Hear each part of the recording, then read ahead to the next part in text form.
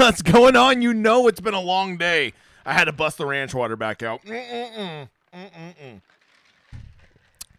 What's up, new guy? I'm the Degenerate75. Glad you finally found my channel. I'm a high-limit DFS player who is here to talk about week-long DFS for PGA.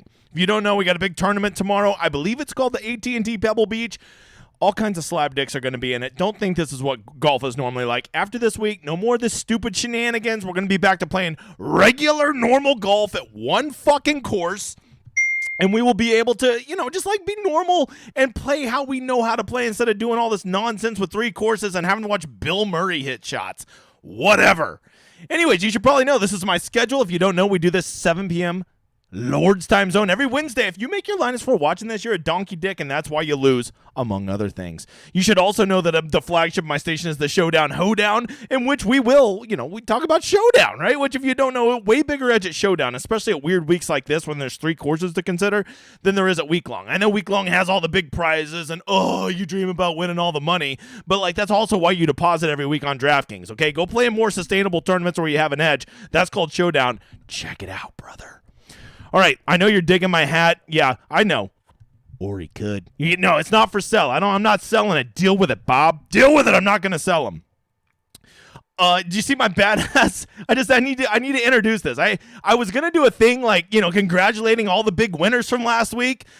Because, you see all literally the editor was like, I can't make this thumbnail. We have too many effing pictures. I'm like, I get it. Just do the best you can. Look at this thumbnail. We had such an amazing. Just go look at PGA DFS, and you'll see that flag flying everywhere. Incredible win for the community. You can probably see a lot of their names on the thumbnail, but I didn't have time to do them all. So incredible win. Very pumped for my mother fathers, because if you don't know, it ain't about me. It's about us and my community, you mother fathers. If you don't know, we'll be doing a big giveaway at the end. Ruffy's D. I have all these guys that win. They're just like, hey, I want to give you some money. I will not take your money if you win. You won. I didn't win. So I won't take your money. But they want to sponsor giveaways. I'll do it. Yes, we're going to do giveaways. We're going to do them forever. Because if you don't know, everybody, we're not fucking poors around here. And we'll give money away to the people. Because I'm a man of the people. All right? By the way, you can tell the ranch water's kicking in. But no, new guy. I'm not going to do the giveaway now. You'll leave.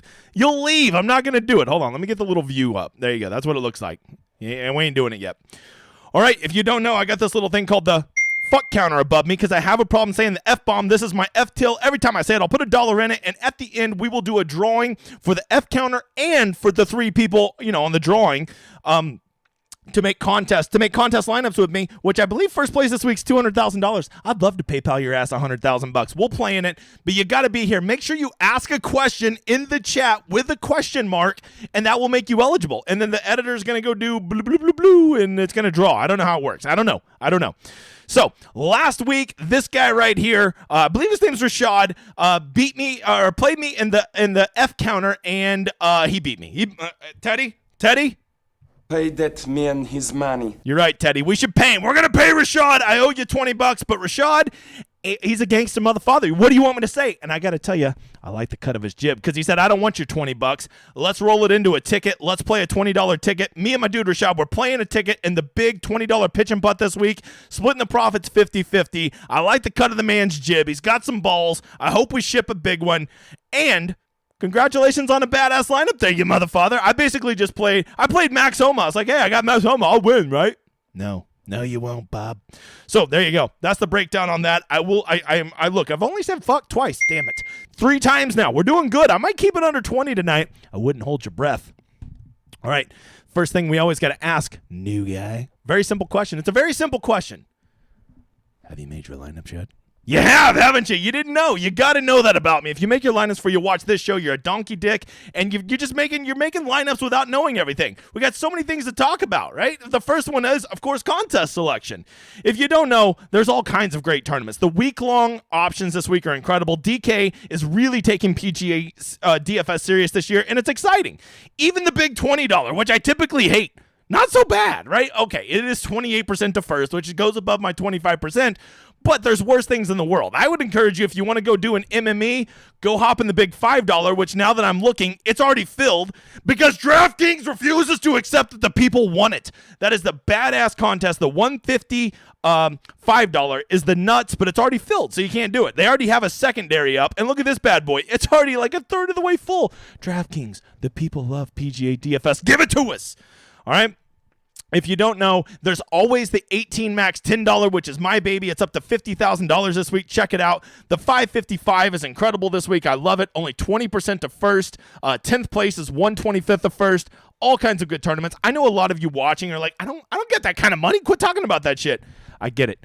Go check out the 20 max $3, right? Only 10% to first, half of that to second, and 10th place is exactly 1/10. This is a nuts type of contest. This is how you sustain your bankroll, because I know you all want to play GPPs. I would encourage you to play more Showdown, encourage you to play more cash, but let's face it, at the end of the day, we're all chasing those screenshots that we can get and go post on Twitter, and this allows you to have that, right? And it's much more sustainable to your bankroll. These are the kind of contests you want to be playing in. If you're a medium level player, you can never go wrong with a $33 single entry. I always love this $44 club twirl right here. It is such a good tournament. 12.5% to first. Great payout structure. Love that tournament. The $12 single entry, the $5 single entry, the $1.20 max. If you want to know what it's like to be a MME, a mass multi-entry, max, whatever the fuck it stands for, you need to know that that just means you can enter 150 lineups. You can go do this one right here, the mini max, $75. You can max in or practice working on your exposures, practice getting a condensed player pool, and really attack a strategy, right? Maybe you want to go course edge this week, wind edge, whatever it is, and it's a great way to practice without having to remortgage your house. Okay, that's what it is. There's just a lot of really great tournaments out there, right? I will tell you this, you want to go play in some satellites? I believe last I saw there is still some satellites up for the Fantasy Golf World Championship, which I made in 2021, did not make last year, motherfather, and because of that, it makes me want to play it this year. I will tell you this, look at this, $10 to enter this, and you could win a Fantasy Golf World Championship ticket. But let's say that you beat 2,305 people and get second place. You get $150. Hey, Polly, tell them. Get the fuck out of here with that. That's terrible. I'm telling you, if you're trying to sustain your bankroll, don't go play in these satellites. Yes, they're awesome. Yes, they're fun. Yes, the dream is exciting of playing in the Fantasy Golf World Championship, but you will burn through your bankroll so quick. Just be aware of that. I'm trying to tell you. Hey, I know I always shit on them, but FanDuel, actually, if you don't know, there are no real sharps playing FanDuel, and if there is, they're not talking about it, okay? I see some of the big names over there. I shouldn't have said it like that. There's not as many sharps over there on FanDuel. And if you don't know, here's the rule. Whoever is going to be chalky at DraftKings is going to be 50% higher owned, right? So Victor Hovland, let's say he's 27% this week on DraftKings. He will be 40% owned on FanDuel. So if you have a hot take on, you don't love Victor Hovland this week, just go play FanDuel, and you'll have such a big edge over there because pricing is so soft that ownership condenses. Everybody makes their DK lineups and then comes over and makes their FanDuel lineups and realizes how easy it is to, pack 3 studs into a lineup. So if you want to be contrarian up top, FanDuel is such a great way to get started. It's where I hit my first 2 big GPPs that really got me started and realizing that I could do this at more than just a casual level, right? So I know FanDuel sucks. I get it. Their contests suck, but they are up. Their main $9 contest is $100,000 this week with $20,000 to first. And if you think I have a partnership with DK, I don't. I have a great host, but that don't fucking mean anything. That's just because I play a lot of money over there. But of course, the best contest you should play in, it's mine. It's completely free. It's in the link of this video. If you get first place, you win a $20 ticket with me, which we will split the profits, and a week on my Discord. And if you get second place, you also get a week on the Discord, which, by the way, literally every person that has got the free week just ends up signing up because they want to be part of the best community out there. So go do that in the link of the description. Let's get going. The first thing we got to talk about this week, other than the contest selection, is do you know there's a course rotation? Do you know they're playing 3 courses? So why does that matter? Well, first of all, to just draw, stats from one course and be like, ooh, I know how the courses are going to play. Well, you're full of shit is what you are, bruh. And so because of that, we have to consider that there's a 3-course rotation, and each of these courses offers something unique and a little bit different. Furthermore, we need to understand that course rotation could really bake in some real strategy to be played. played, right? Because if you don't know, I'm not going to share this with you. I've only shared over with on the Discord, but one of these courses, Pebble Beach, plays significantly harder when it is in the wind versus when it is calm, right? All courses, of course, play tougher when the wind's there, but Pebble Beach, in particular, of these three courses, gets belligerently harder than it normally is, right? So but with that really bakes in a lot of strategy on what we want to know. Furthermore, you need to ask yourself, do I want my guy playing the hardest course first or the hardest course last? Because if you don't know, of these three courses, Spyglass Hill tends to be the toughest. However, when the wind is blowing, Pebble Beach actually gets quite a bit tougher than Spyglass Hill. So these are the kind of things you need to know when making your decisions about who to put in your lineups and how to do it. Furthermore, I would really encourage you to consider doing this. Do course stacks. When you're making your lineups, go make a lineup with all the guys who start on Spy Hill. Go do a lineup with all the guys that start on Monterey. Go do a lineup with all the guys who start on Pebble Beach. So if one of these waves ends up just getting, the best weather draw possible and they end up clearing 1.5, 2 strokes on everybody, you're going to get that across your entire lineup and you're going to have a huge advantage with that lineup versus everybody else. I truly encourage you to do that. I will be playing wave edges, but I will not be playing all of them. I will just be playing the one. So that is important to know. Furthermore, you need to know there's 3 rounds that everybody gets to play, only 1 round after the cut. Normally it's 2 and 2, new guy, but this week it's 1 and 1. So 3 and 1. So because of that, we need to know that we should be probably playing a bit more aggressive with our player pool and not worrying so much about missed cuts, because missed cuts won't hurt us as much this week as they normally do. If you have a good 5 out of 6, it will almost certainly cash this week, especially if you have the winner. All right, next question. New guy. What's the first thing we always check? Give you a sec. There you go, new guy. I had a good feeling about you. It's February, new month. You're a new man. Love the new guy. That's right. It's weather. Technically, it's wind. And look at me. I don't want to brag, but I coughed up the $18 and I bought the membership to windy.com. Okay. And so there you go. I'm rich. What can I say? I have $18 for a yearly package, which is weird because they also had a $30 package, but you could buy the $18 yearly package. You guys' fucking website's weird, windy.com. Whatever. All right. So it has winds blowing in all different directions. If you don't know, this is played up here in Monterey, California, which is a little peninsula that sticks out there in the Pacific Ocean. And this one right here is Pebble Beach. It runs right along the coastline. For all of you that want a little geography lesson, Monterey Peninsula is right up here, and Spyglass is right here, a little bit more protected from the coast for a little simple reason. It's not on the fucking coast. There you go. You didn't know that, did you? Now you know, brother. So one of these courses that is definitely most affected by the wind is Pebble Beach. So we will be zoomed in here on the little island. I think this is where 6, 7, and 8 is. I don't know. Not a golf course snob, but it is a thing. So here is the question. Pebble Beach is the one most affected by the wind. So if it is the one that is most affected by the wind, when do I want to play there? So that is the question. Well, as you can see, tomorrow is Thursday. Thursday is the first day, and you can see that pretty much for most of the day, it is pretty light. So if you have guys going out tomorrow, other than the cold, I wouldn't be too worried about the winds. I don't think the winds are really going to affect them tomorrow. So guys that are playing Pebble Beach tomorrow, I think they're going to score pretty well on, because Pebble Beach is only a little bit harder than Monterey Peninsula when there's no winds, right? So I think that it's very gettable tomorrow. However, let's scroll over here to Friday, and you can see, ooh, we've got colors, which means wind. And because of that, I think you need to be aware that Pebble Beach will have a little bit more teeth Friday morning, not to mention it'll be balls cold. I believe that's what the scientists call it. And because of that, I think you really want to get guys that are going to be out there as late as possible and probably have their best rounds. But guys who play Pebble Beach on Saturday, which if you don't know, is basically fucking everybody. Okay, that's Spieth, that's Hovland, that's Fitzpatrick, that's Seamus Power, that's Maverick McNeely. All the studs you want to play are playing Pebble Beach Saturday. And as you can see, right around 11 o'clock, all 6 of these, I assume these are different towers. I don't know what the hell they are. I just bought it today, okay? Are all showing that the winds are going to pick up and be pretty significant for at least the entire second half of the round. Now, I will tell you, to make an entire week-long decision just based on the fact that there might be some afternoon winds could be a little short-sighted. But to not at least consider that whenever you're making your decisions about who to play this week, I think is also short-sighted. So because of that, you really need to ask yourself, when is the best time for my guys to be playing Pebble Beach? Because that is the course that tends to swing the most in difficulty based on the wind. And with that said, I would want guys who are going to be on Pebble Beach Friday afternoon. That seems like the best conditions to be out there. It'll be the warmest, softest conditions it'll be in with the least amount of winds. Okay? You want to know who those guys are? Come over to the website, you motherfather.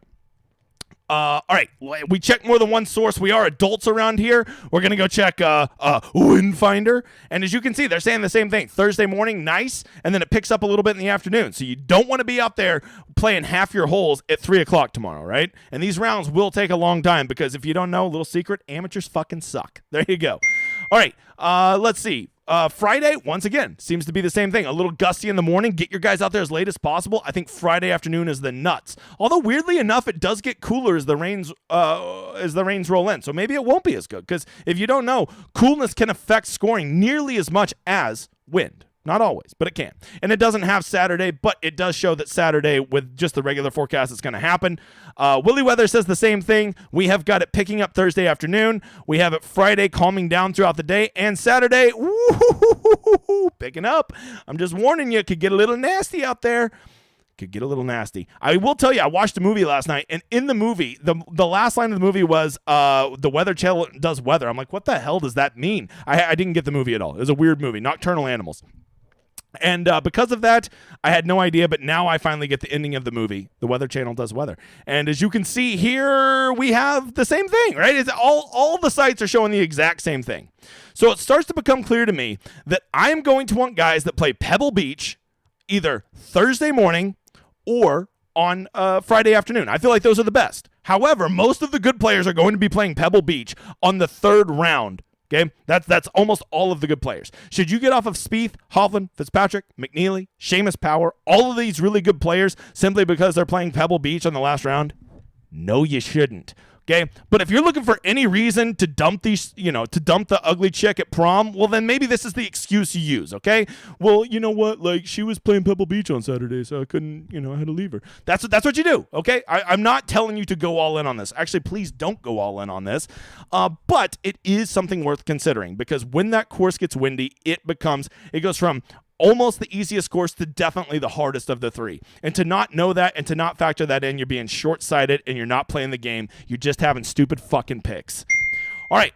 You know what? After the stream's over, I still got to go make a lot of lineups tonight. I will warn you, I'm playing way more Showdown this week than week-long because I only play week-long when I see an edge. And the edge this week is razor thin, and I'm not even sure it's an edge. But if nothing else, it's an angle.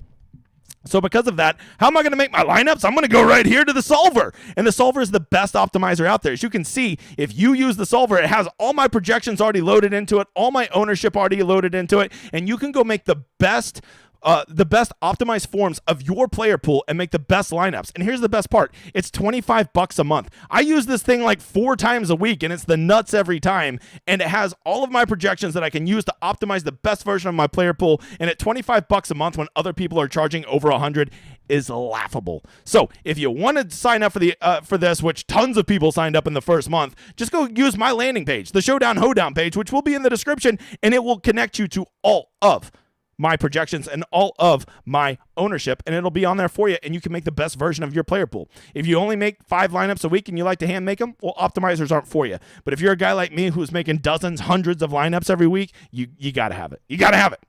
All right. New guy. You probably don't know this about me, but I have somehow become the ownership king. I'm not a dude that brags about it because I do know that other people are going to get better at it. Me putting this little tweet out every week has already started making people get noticeably better. It's hilarious to me for how long these people were charging outrageous prices and putting out such an inferior product, but now there's somebody here to hold them accountable. Amazing I don't have more friends. It's amazing I don't have more friends, but this is what you can do when you're an independent fuck who's not trying to be homies with anybody. So because of that, here's last week's ownership from the farmers. As you can see, well, I mean, just look at the chart yourself, right? Some people are really good at it. Some are horrendously bad. Some actually are pretty good at getting guys within 1, 2, 3%, but just have so many wild outliers. And then at the end, it really just comes down to R squared, which is a mathematical equation to see how close you are.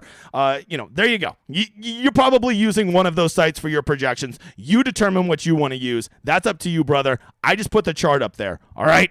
So the other thing you need to know is we're tracking Donkey Chalk, because if you don't know, Donkey Chalk is a 4-letter word around here, even though last time I checked it's 6 letters.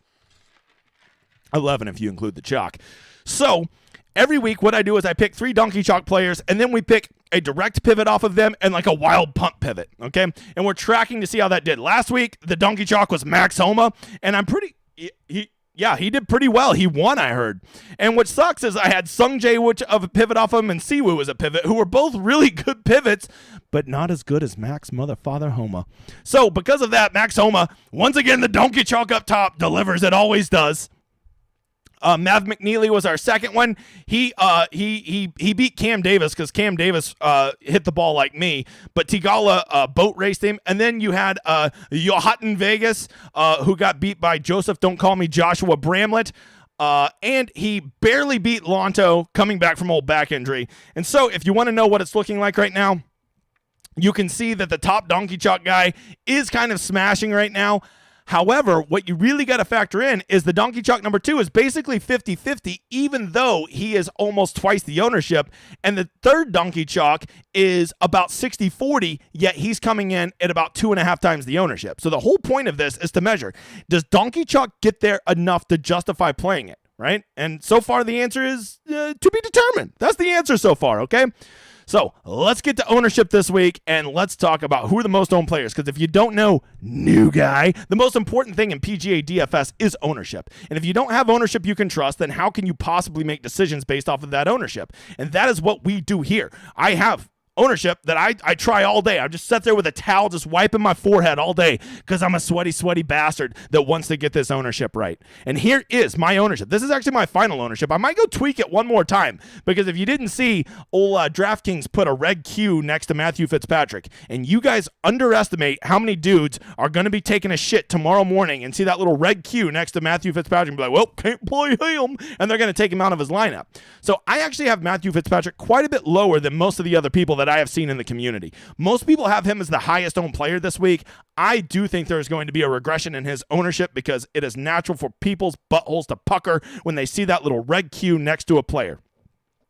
But here's what I want to tell you. Anytime I hear about some bullshit little story like this that pops up on a Wednesday, it makes me like him more. I haven't want to play Matthew Fitzpatrick all week. And now that I hear this, I'm like, maybe I should play Matthew Fitzpatrick, right? It's like, it's just, I always go back to that stupid Morikawa can't hit his fade. He's only hitting a draw right now. And he finished like second that week. Shut the fuck up.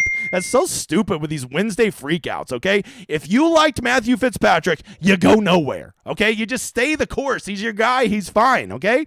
What's weird is I actually like him more now that we have this news out there because it's all just bullshit narratives. If there was something real to it, it wouldn't have got leaked. Shut up. Okay, let all the internet detective sleuths wannabes go lose their money fading him, okay? If you liked him, you play him. If you didn't like him, well, now just feel even better about fading him, okay? Let's talk about the chalk this week. Here are my 10 most owned players and a couple honorable mentions, okay? If you don't know, we classify guys into chalk, okay? There's okay chalk, which means like, yeah, I guess they're chalk by definition, but like it's okay. There's chalk, I don't love it. And then, of course, there's donkey chalk, and we don't play donkey chalk around here, except when we do, okay? Like I did last week with John Rahm, motherfather. All right, the first one is Viktor Hovland. I've been back and forth on this one. A lot of people would probably say that Viktor Hovland, he's the highest owned guy. He's higher than the guys around him. But if you look, there's really only 2 guys up in his price range. You have Spieth directly above him. You have Fitzpatrick directly below him. And they're all relatively, within 20% of each other. So because of that, I don't think that qualifies as donkey chalk. So I think we have to call Viktor Hovland chalk, right? He's a little high for my taste, right? But if you're in love with Viktor Hovland and he's your play this week, I don't think that 27% relative to the people around him, that is the key motherfather statement, okay, is relative to the people around him, he's not out of line. Thus, he cannot be donkey chalk. So I'm going to claim chalk, okay? Now, this is where it gets contentious, and I can already see people are going to freak the F out when I say this. Are you ready? Matthew Fitzpatrick, Fitzpatrick. 10,100. I still have him, and don't get it twisted. I have him at 25%, and that is that is lower than almost everybody else has him. This is where it gets controversial. I think at 25%, Matthew Fitzpatrick, he's donkey chalk. The man is donkey chalk, and let me tell you why. Why is he donkey chalk, but Viktor Hovland's not? Your system makes no sense. Yeah, it does, new guy. Because if you go look at Matthew Fitzpatrick, there's guys directly below him that are legit like 50% lower ownership than him, direct pivots off of him, and there's multiple choices. It's not just one guy that is directly lower than him. There's multiple options. And so because of that, his ownership relative to the people right around him is out of line. So because of that, I'm sorry, Matthew Fitzpatrick. Use a donkey, brother. Use a donkey. Especially now you're a hurt donkey. He'll be fine. Don't worry. The whole hurt thing just means he's going to win. He's going to come limping down the 18th. And he's going to win. I'm going to cry. Tears of pissed offness, not joy. All right. Maverick McNeely, 23%. Really the only guy that has super high ownership outside of the 10K guys. If you don't see this one coming, you don't know the brand. A 23% owned Mav McNeely when there's guys legit around him, 8% is the definition of the man is donkey chalk. He is donkey chalk, and we don't play donkey chalk around here, except when we do. Okay? Maverick McNeely, there's just so many obvious pivots off of him. But, dude, Maverick McNeely played at Stanford. He's from California, and, like, this tournament's, like, in California, so, like, he's going to, like, play well and stuff. Okay, maybe. Or maybe the guy that's a third of the ownership will play just as good as him. Maybe. I'm not telling you not to play these guys. I'm just classifying their chalk level, okay? If you don't like it, click the fuck off. All right, cool. Moving on. Jordan Spieth, 20% as the highest owned guy. You know what I call that? I call that Okay. It's just okay chalk, right? He's only chalk because he's the most expensive guy. People follow the one golden rule of PGA DFS. Spend all your salary. And because people are going to spend their salary, they're just naturally going to click on Jordan Spieth. But 20% is not out of line for where he is in the pricing relationship. As the highest owned guy, 20% is not that out of line. So he's just okay chalk. If you don't like it, you don't get chalk, brother. Seamus Power, 16%. That's chalk, man. That is huge chalk. No, it's not. He is completely in line with all the people around him. He's just okay chalk. There's nothing wrong with that. Okay, well then if he's okay chalk, then Scott Stallings is lower. He's got to be okay chalk too. No, new guy, figure it the fuck out. It is about the ownership you have to the people next to you. And Scott Stallings is noticeably higher. I'm talking like twice as high as guys directly above and below him. There are obvious contrarian pivots of guys who are just as good. It's Scott Stallings. Look, I love Scott Stallings. He won me my first GPP. He'll always have a special place in my heart. Genesis 2018. I love you, Scott. Which, by the way, will be our 5-year anniversary next week. I just get so emotional sometimes. However, I'm sorry, Scotty. I'm sorry, brother.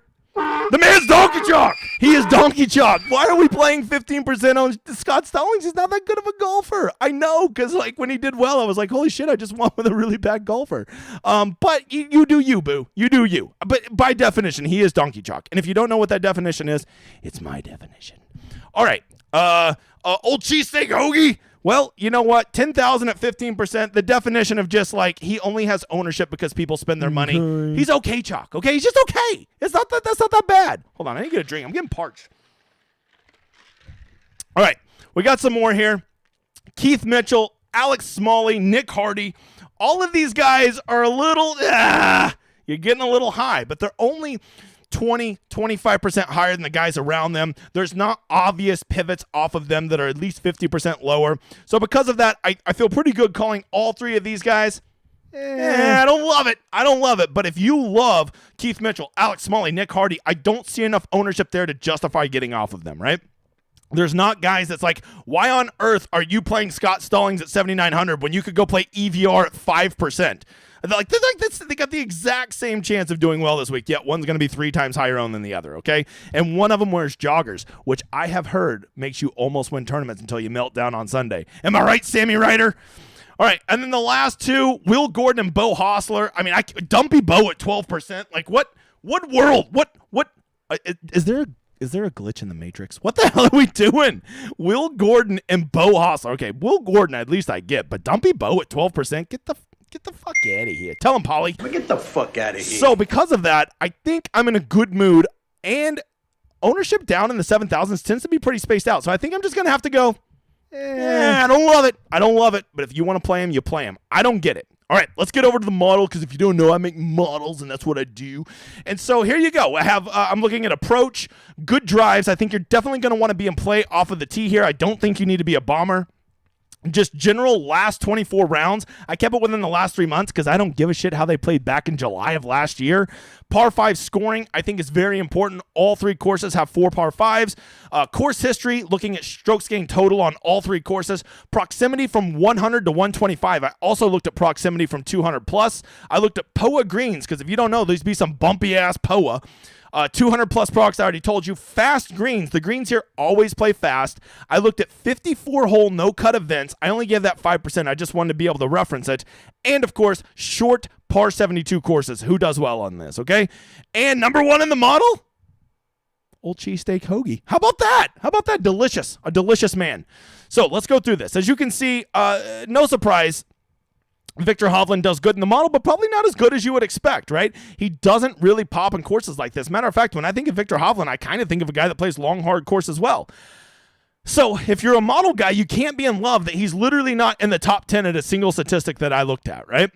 And then Matthew Fitzpatrick's one of those guys who really does pop in some specific things, but overall he's down. But Matthew Fitzpatrick's just the ultimate. His sum is greater than his parts, right? If you look at any one part of his game, nothing particular stands out. Maybe putting, right? But overall, he's unbelievable. You got to love Cheesesteak Hoagie just being like top 10 in 6 or 7 different stats. Maverick McNeely, here's what I would say. Here's the 2 things that would concern me about Mav McNeely is mega chalk this week. First of all, like his good drives. He's not noted for being the most accurate driver. Matter of fact, he kind of sucks at driving. And then the other thing is the key range where the plurality of their shots are going to come in this week on all 3 courses is 100 to 125 yard proximity. So if you're looking for reasons to fade him, those are reasons. If you're looking for reasons to play him, he's a lights out POA putter. He plays these types of courses well. He putts really well on fast greens. He has a tremendous course history, and he's coming in good form. So, there's a lot of reasons to like old Mav McNeely this week. Justin Rose being second in the model is truly baffling. Is that old geezer making a comeback? I can't believe this, but like on a short course, I can't believe Denny McCarthy is going to be so low owned. Okay, I get that he's overpriced, but the fact that he's overpriced is a reason that you should play him, not a reason you shouldn't play him. Right? That's Denny McCarthy. Okay, give him a little Denny consideration. Joel Dahman, did we just forget how good this dude was playing off? Hold on, the ranch water's kicking in, bro. And so, yes, we haven't seen him in a while, but if he comes in with the same form he had, he's a top 10 play in this tournament without question. Taylor Pendrith, he is a guy that just is a terrible course fit. The model hates him. He could never do good. Or he could. No, I'm not going to sell you the hat. I'm not going to sell you the hat. It's not for sale, you motherfather. It's a very nice gift from Matty J.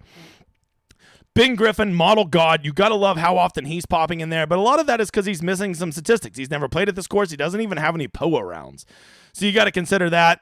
EVR, overpriced at $8,000. But, he's just the obvious pivot off of Scott Stallings, right? Just go play Nick Taylor instead of Scott Stallings or Brendan Todd or Davis Riley. Just go play any of those guys. I don't mind Scott Stallings. I really don't. But the problem is you can never convince me that Scott Stallings is a noticeably better player than Davis Riley, EVR, Nick Taylor, or, even to a lesser extent, Brendan Todd, okay? I got a question. I'll be the first to admit, my heart's in this one, okay? But I don't want to give up on Webb yet. I still love him, and he means a lot to me, and he's won me a lot of money. And if there's ever a course Webberton could do good at, it would be here, right? So can I still believe? I still want to believe. I don't know if I should. But I will tell you, he does play well at courses like this. He is a tremendous POA putter, and I'm pretty sure that even if he's getting old, he can still roll it on those bumpy-ass POA greens.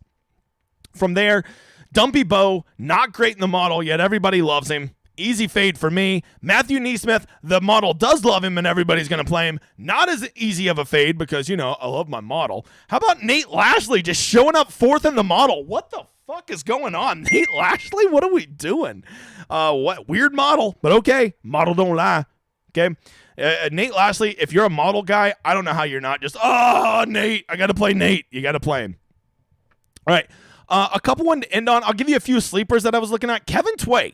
I know we think of Kevin Tway as a guy that's long off the tee, and that's true. But actually, maybe he's like a Gary Woodland light, where he is a guy that plays better when he has to club down. And this would actually be supported by the idea that he does play very well at short 72s. Okay, he has been coming in decent form, and he actually was ball striking pretty damn well last week. Kevin Tway, not a Kevin Tway guy, even though he is a poke. You got to consider him. What about old Bucket Hat? Wonder if we're playing the wrong Bucket Hat with Joel Domin, and we should be playing Peter Malnati. He's actually coming in pretty good form, showed a little life. He's played well here before, and when I think of a guy who can roll it on POA, I think of Peter Malnati, you motherfather. And then the last one, I call him old Sunyul No Putt, but you know what? The one place this motherfather can putt is POA. And if Sunyul No gets back to the normal ball striking that you expect from Sunyul No, he is a dude that can roll it on POA, and that is what this is going to be. Second shot approaches and rolling in some birdie putts. So Sunyul, and if he doesn't putt well, no surprise, he never putts well. But the one time he does is on POA. Something to consider. That's it. That's all the sleepers you get. That's just a quick rundown. To me, the obvious play, the plays are obvious, right? If you don't love Spieth, Hovland, and Fitzpatrick, you look at Hoagie, Putnam, Power. Those guys all offer tremendous leverage. They're all squeezed between McNeely and those big three.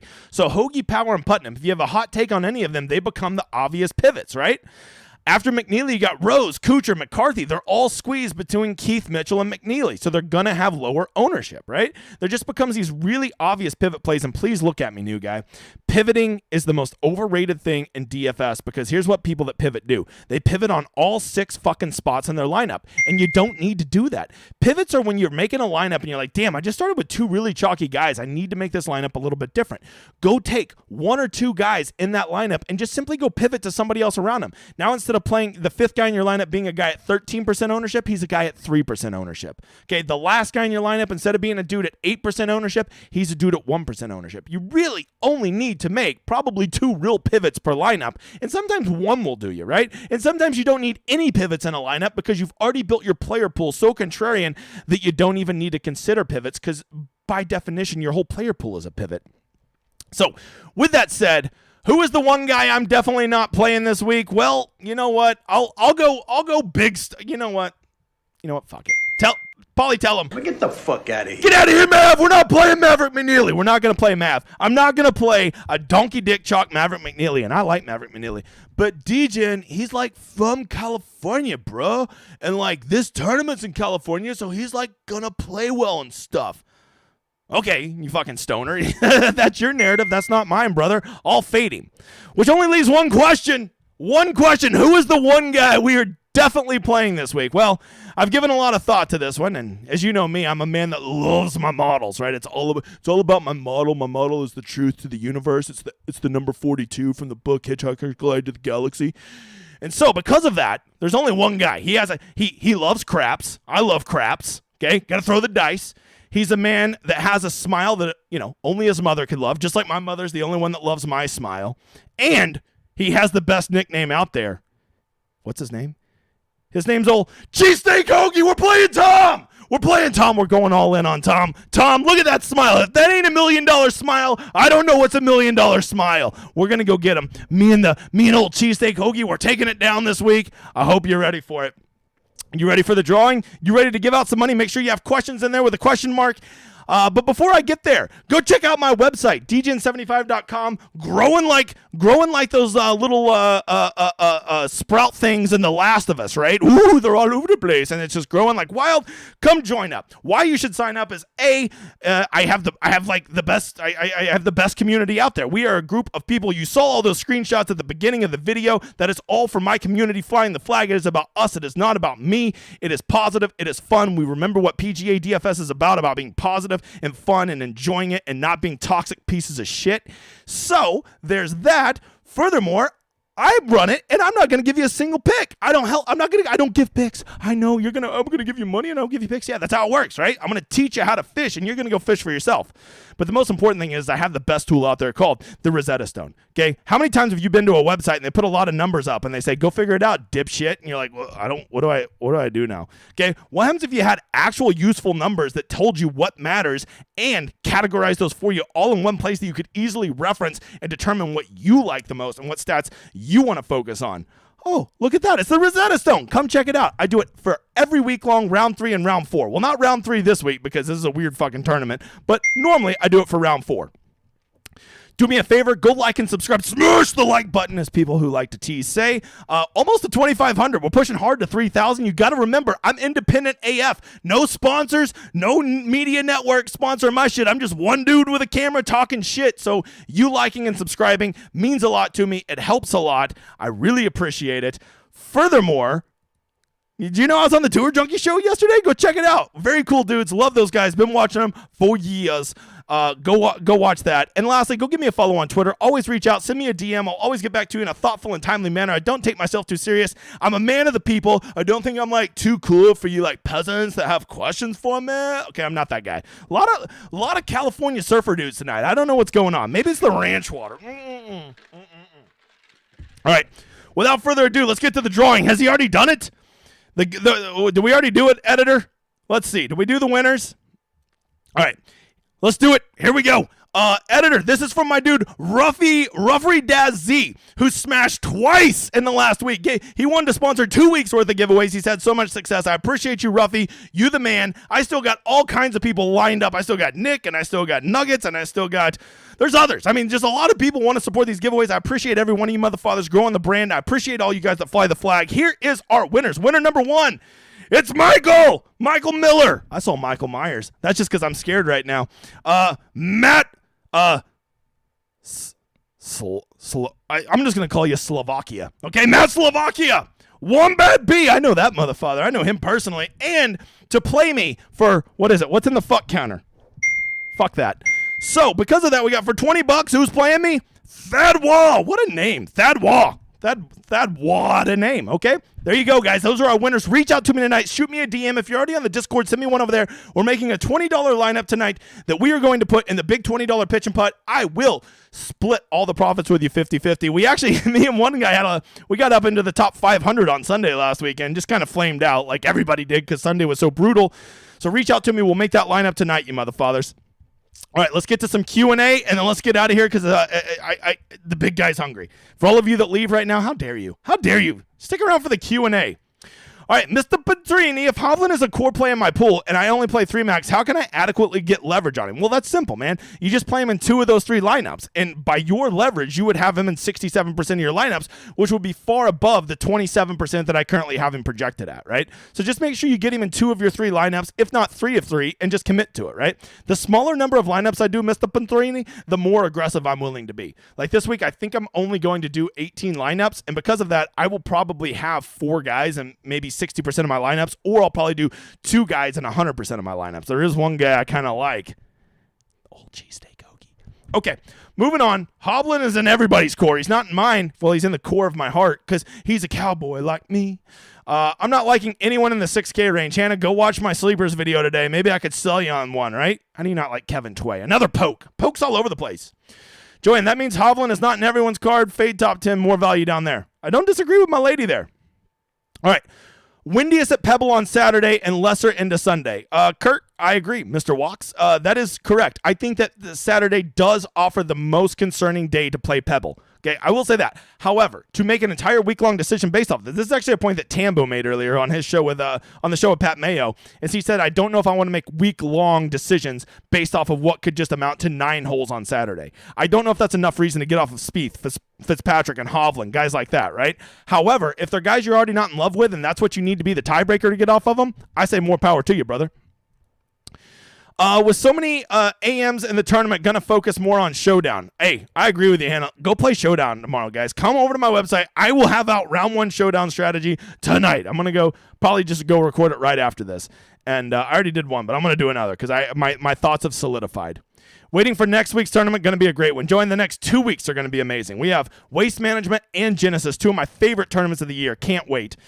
The wind won't affect the other courses as much. Okay, no, it doesn't. Matter of fact, Joanne, Hannah, go look at those videos I put out earlier.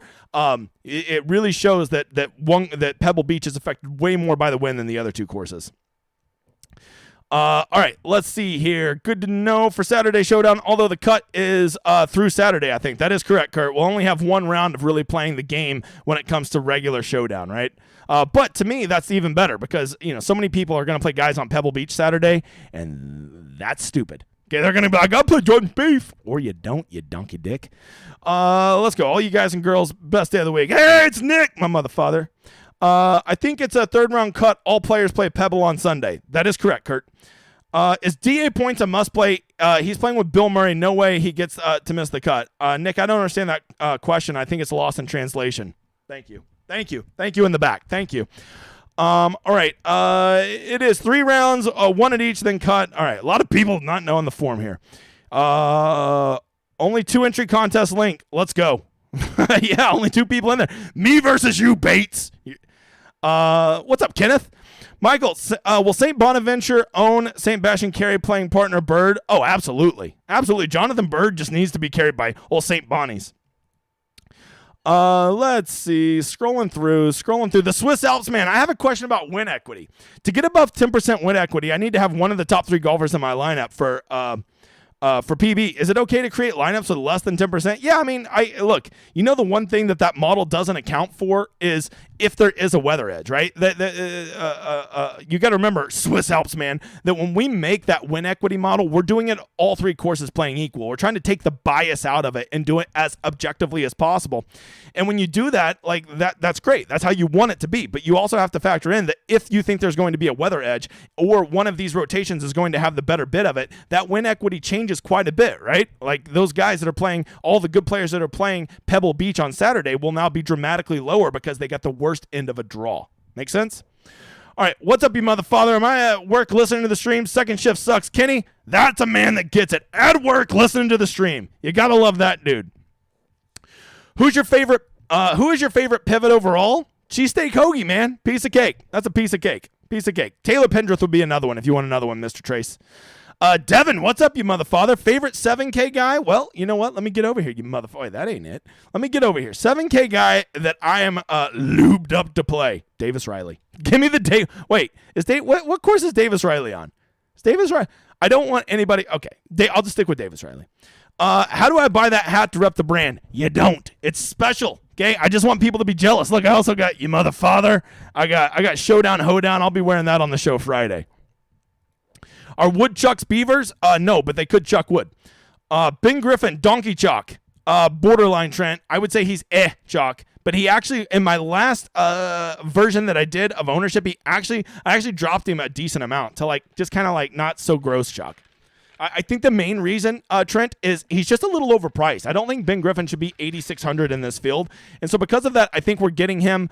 I think that that's the number one thing that will keep his ownership down. It's because if there's one rule that people love, it's spend all your money. If there's one rule people hate, it's overpaying for a player. Have you heard any strange narratives from the community this week? I thought I heard some chatter about EVR. But then when I went to do ownership, it just wasn't there. I didn't see it. It wasn't baking out in my model, so I don't know. But I guess the Matthew Fitzpatrick stuff, I think people will overblow that. That's why I'm discounting his ownership quite a bit. There will be a decent amount of people, but he's not hitting the ball as far as he normally does. Hey, he doesn't hit the ball far anyways, bruh. All right, how many players in your player pool to seeing it's a pro-am? Seeing I'm doing 18 lineups, I'll probably have 15 players in my player pool. Get you some food, editor. Wait, did I miss something? Oh, shit, Nick dropped a super chat. Where the hell is that? Oh, there's way down there. Okay. I didn't even see that. Thanks, Nick, you motherfather. Yeah, you can only do it because you're rich. GPP Cash or Showdown? What's your lean this week for Windy 50? Definitely Showdown. If I had to rank them, Showdown Cash would be number 1. It'll just be so easy to get guys on the better courses and then Showdown GPPs. And then week-long GPPs, and then week-long cash. That would be my order 1, 2, 3, 4. Hope that answered it for you. Missed the bites. Sean, are there any players to be aware of that don't do well at pro-ams? Yeah, all the AMs. Can you fade the upper 10K players? I like a lot of lower values. Absolutely. I think you can fade all the 10Ks. I don't think that any of those guys, especially if you catch a wave edge, they have like win equity that breaks the slate. How much salary are you willing to leave on the table in Classic is too much? This week, probably more than normal, Jerry Matt, but I would say probably no more than 700 or 800. But I do realize that, I'm going to have to, extend that out a little bit, especially if I'm going to not play guys that finish on Pebble Beach, because that's where all the expensive guys are, right? Thoughts on Adam Schenk? It seems like it'd be a good course fit, Jonathan. It really does. I just don't like him. Maybe it's the last name. Maybe I get scared about playing a guy named Schenk so close to the ocean. Rose and Power, my second highest owned players this week. Too crazy. Not at all. Christian, I really like Justin Rose. I like that he's overpriced. He should not be 9,500. He should be 8,800. So that's all the reason I like him. Seamus, I think that it could be in the bad draw. But if there's a guy that can play in some really tough condition, it's Seamus Power because I've heard he's Irish. Matt, Slovakia. I believe you said previously that you shoot for 11% or more win equity. Do you target that for top 20 percentage? Yeah, so for top 20 percentage, it's great when you can get that top 20 percentage somewhere around like 120%, right? Because then that basically means you're averaging about 20% per guy. You're obviously not going to be able to get 20% for all 6 of your guys. But if you can get above 100% top 20, I think that's a good number, Matt. Is Saturday afternoon going to be bad with the winds? Kenneth, it would appear that way. You see right here, it really start to pick up around noon on, on Saturday, brother. And I know I paid for this site, so it's got to be right. It's got to be right, $18. Look at that guy. Let's just leave that up. Let's just leave up that good-looking face right there. Do you care if playing a good pro-am partner like Strill? You know what, Chris? That is a narrative. I do buy that the playing with a good partner can motivate them to play better, but I do not buy that you're playing with somebody shitty, it's going to hurt you. I'll leave that for dumbasses to chase that narrative, okay? Kisner week, I'm doing it. Brent, I'll tell you what, Kevin Kisner can only play well on about 10 courses a year, and this is definitely one of them. At 3% ownership, if he is on the right course rotation, I'll play Kiz right there with you motherfather. 20 max dime contests are great places to practice. Agreed, Sean. Who is your favorite pivot overall? Pendrith. Just always Pendrith. I just think he's a real talent that no one's going to play. Is it a great course fit? No. But you know what? He could never do good. Or he could. Let's come to when it comes to showdown with many people catching on to edges. Do you ever think about people may play a weather edge and the real edge would be to not play the weather edge? Absolutely, LS Golf. That's a great point, man. I have already started to notice. I've only been doing the showdown hoedown for about 8 months, but just a great example would be this past Sunday. In the big $20, Sam Ryder was only 31%. I guarantee you, when I first started my show, Sam Ryder leading a tournament by 4 shots would have been 50% owned. So people are starting to get a little bit sharper when it comes to PGA DFS showdown, right? And so because of that, I think that you can start to, really, especially later on in this year, as more people start to get exposed to showdown, I really think you can start playing counter narratives, right? Like a good one tomorrow, go play guys from Spyglass Hill. No one is going to play guys from Spyglass Hill tomorrow, okay? I don't agree with that move, but if you want to be contrarian and have, I would guarantee that about 60 to 65% of lineups won't have a single guy from Spyglass Hill tomorrow. So that is an edge to chase. And what I would tell you is yes, it probably will play harder than the other courses. However, all the good golfers are going to be over there. And Victor Hovland at a harder course is still probably better than Andrew Putnam at an easier course. I know. Reality hurts. Is Kisner, Rose, and Piercy too many pivots in a 3-max? Look, that's 3 real big pivots in a lineup, right? I feel like any one of those guys is a great pivot. Maybe even 2 of them if you're feeling contrarian, but 3 just for the sake of doing it just seems a wee bit too much for me, buddy. A wee bit too much. What's good, fam? Aaron, my man from Texas. If targeting Monterey Peninsula and Showdown, is there a birdie streak advantage to players teeing off at 1 or 10? That is a great motherfather question.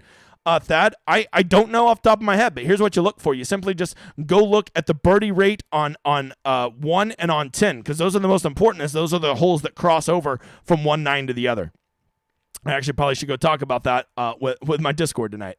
Peter Lavin, how many players would you close in on for 170 lineups? 28. That's about how many I play every week, Peter, so I know that number. Did 33 last week, finish 4th. Thank you, brother. Hey, Kenneth, let's go, you motherfather.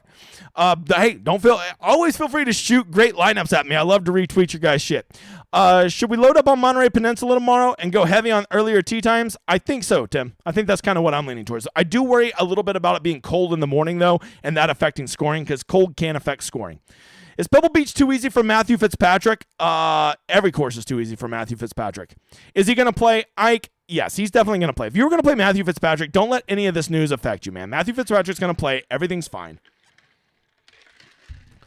Did you see FanDuel ever catching up to DraftKings and PGA? You know what, Michael? The difference between FanDuel and DraftKings was like this. It was like that close. The little itty-bitty gap when I first started. And then FanDuel just decided to be real dumbasses about everything and grow shit really slowly and stupidly. And they've just never latched onto it, and they let DraftKings run away with it. So, no, they will never catch up to them. If anything, the gap is growing. Love the show. Thoughts on Webb? Trip, I love you, and I like Webb. I'm probably going to play him unless he is playing Pebble Beach on Saturday. Then I might not.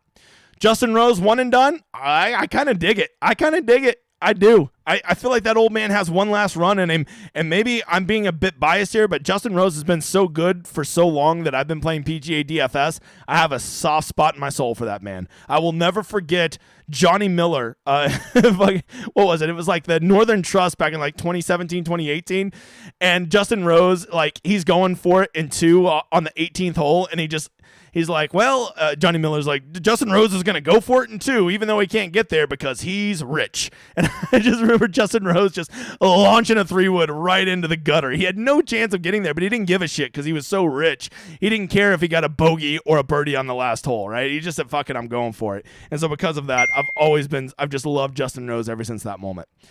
How's it going, DJen? Better now that you're here, you motherfather. Did Rose from Mayo one and done last week? Meh. Yeah, maybe you should have played him this week. Are you worried about some of the touts saying Fitzy's swing? I'm not. Matter of fact, it makes me like him more, Hannah. If I liked him before, I'd only be more convicted in playing him because if I've learned anything about Wednesday evening bullshit narratives, they're all bullshit.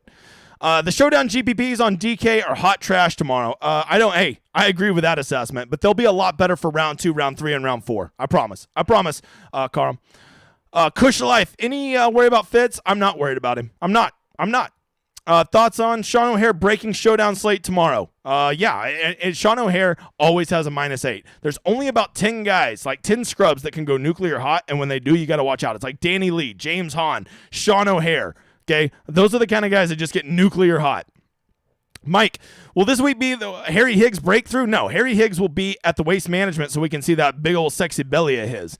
Any thoughts for cash head-to-head and double-ups? I love cash head-to-head and double-ups. We're actually tracking weak cash players over on my website, and we are finding out who the weaker head-to-head players are to go attack them and play them. I love playing them in Showdown because it just makes it more easy for them to be fucking morons. From there, Knox a good for cash. Yeah, Hannah, check out the stone. I got it up over there. He is definitely on the I'm pretty sure I have him colored as cash. For Showdown, round 1 through 3, any course you'd stack over the others? Yeah, absolutely, Cody. Watch the video I put out today. I don't want to give away everything I put out over on the Discord here.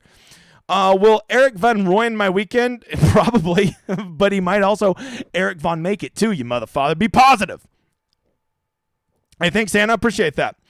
Do you care about from SoCal like Suh who went to USC and might be more familiar with courses? I mean, this ain't anywhere near USC, right? Monterey is way the hell up the coast. There is look, it's way down here. Look, you got to scroll way down. Where the hell is it at? Los Angeles, way down here. It's way up here. Hell, it's probably closer to. It definitely is closer to San Francisco. Course history mean a thing? Yeah, definitely. I think course history always means a thing. Guys that play well in this time of year, these type of courses, I like it. More bent grouse NorCal compared to Bermuda SoCal. I agree with that, Kush. Is there a target range for total ownership exposure? Okay, so Carm, this is something you're going to want to understand that like I'm much more bigger on product ownership, which is where you multiply the ownership of each individual player than I am on total cumulative ownership. Cumulative ownership is just kind of a noob way of thinking about things. They always say standard 80%, but really 80% doesn't matter if 3 of those guys are 1% owned. Okay, it really doesn't matter. You'll be so much different than everybody else. Matthew Cohen, if you played head-to-head contests against 3 different opponents who had identical lineups, would you suspect? Oh, absolutely. That's a common thing that they do, Matthew. They'll go play the same lineup. This is very common in like football. They'll just go play optimals, and they'll block you out by doing that with like one-off piece, right? It's a common thing. That's very shady. What is your favorite contrarian course rotation play? I would want guys who start at. I think that the one that I like the most is start at Monterey. I think that's the one. Yep. Do you like any course history chints for this tourney? Yeah, guys who play well here. I always like guys. I always consider course history. I saw average odds here is plus 9,700. I forgot who we're talking about. Sorry.